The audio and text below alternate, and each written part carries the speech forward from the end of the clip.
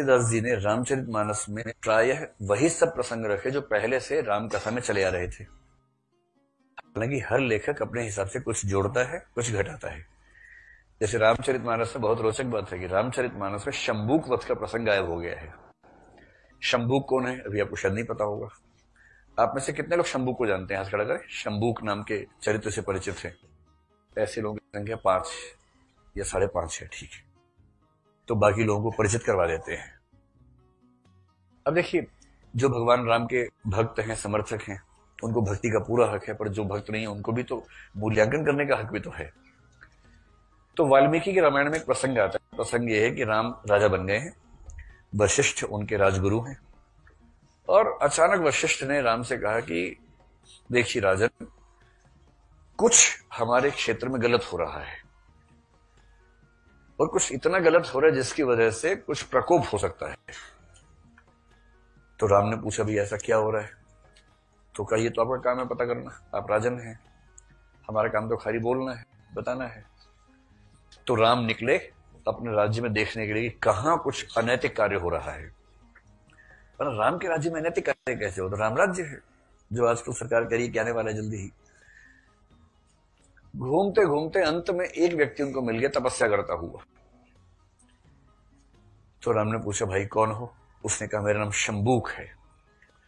तो राम ने कहा, किस वर्ण से हो, किस जाति से? तो उसने बताया कि वो शूद्र जाति से है। बस यही मामला था। राम के राज्य में एक शूद्र व्यक्ति तपस्या कर रहा है, ये भगवान राम कैसे बर्दाश्त करते हैं? वशिष्ठ जी ने कहा है अनैतिक है। ज्ञान आ वहीं से रहा है सारा। और उसके बाद वाल्मीकि रामायण का प्रसंग है, इतना सुनना था कि राम ने उस व्यक्ति की गर्दन धड़ से अलग कर दी। ये वाक्य वाल्मीकि रामायण में है। इतना सुनना था कि राम ने उसकी गर्दन धड़ से अलग कर दी। कल से तलवार बनी, खचाक से गर्दन उड़ते हुए। शूद्र होकर तपस्या करेगा, वो भी राम के राज्य में। आपको अच्छा नहीं लग रहा होगा ना कि ये भगवान राम पे सूट नहीं कर रहा है ना? असल में राम कोई एक व्यक्ति नहीं है, वो तो समय के साथ बदलती हुई छवि है। फिर भवभूति है, उसे काफी समय के बाद उन्होंने एक पुस्तक लिखी, उत्तर रामचरित नाम से, बहुत प्रसिद्ध पुस्तक है। भवभूति के सामने भी यही समस्या आ गई कि शंबूक क्या करें भाई। राम गए, पूछा कौन हो भाई? शंबूक। किस जाति के हो? शूद्र। अच्छा। राम ने तलवार पकड़ ली। पर राम को दुविधा हुई थोड़ी सी कि यार शूद्र है तो क्या हो गया, तपस्या कर रहा है तो भगवान तो सबके लिए होते हैं। पर फिर राम ने सोचा कि मैं कौन इन चक्रों में पड़ेगा, ऋषि मुनि से कौन बहस करेगा। थोड़ी देर सोचने के बाद राम ने उसकी गर्दन काट दी, उत्तर रामचरित में। फिर तुलसीदास आए, रामचरितमानस में ये प्रसंग है ही नहीं। क्या लगता है तुलसीदास भूल गए होंगे या जानबूझ से छोड़ा होगा? जानबूझ से छोड़ा होगा, क्योंकि समय बदलने पर समझ में आता है कि शंबूक को नहीं बचाना है, राम को बचाना है। क्योंकि आज के जमाने में अगर आपने ये प्रसंग लिख दिया कहीं, तो खतरा शंबूक को नहीं है। शंबूक का वोट बैंक पक्का है इस समय। इस समय राम का इलेक्शन खतरे में पड़ जाएगा। और इस वजह से हर लेखक अपने समय के हिसाब से पुरानी कथाओं में परिवर्तन करता है। सीता का परित्याग रामचरितमानस से गायब हो गया है।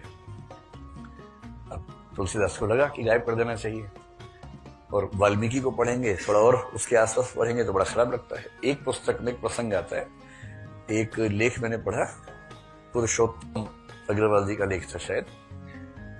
तो उन्होंने संस्कृत का एक कथन कोट किया, वाल्मीकि रामायण का है या उसके नजदीक की किसी रचना का है, चाहेंगे तो मैं उसको ला के दिखाऊंगा।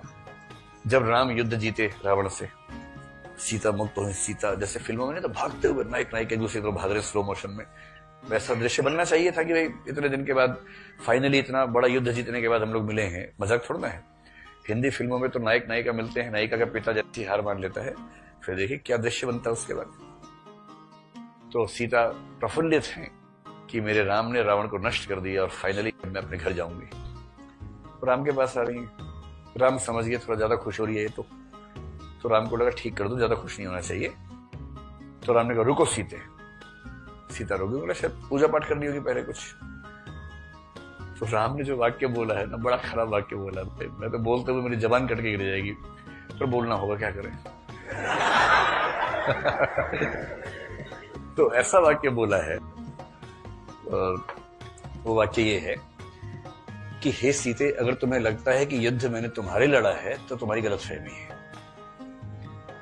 युद्ध तुम्हारे लिए नहीं लड़ा है, युद्ध अपने कुल के सम्मान के लिए लड़ा है।